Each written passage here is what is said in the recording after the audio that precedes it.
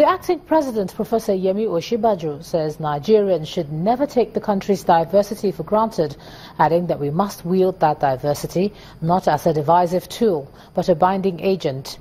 In a series of consultative meetings against the backdrop of the recent threats by the Arawa Youth Council, the acting president told traditional rulers from the northeast that to help counsel the misguided elements among the youths, they think that the ethnic confrontation is a game.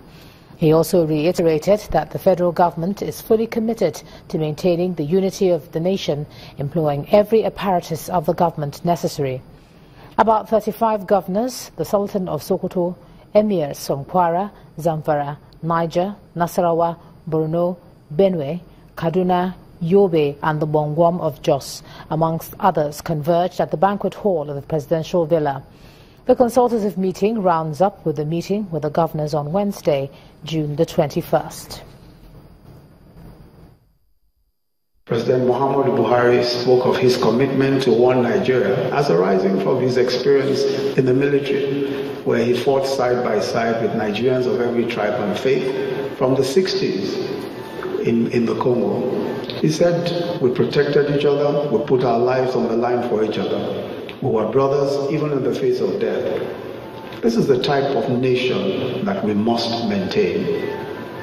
And as royal fathers and leaders, I am sure you will agree with me that we have a role to play in countering the voices of divisiveness.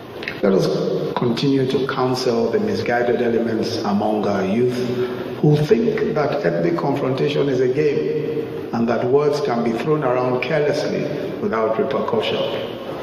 We must never take our diversity for granted, and I think it's so important for us to re-emphasize this again and again.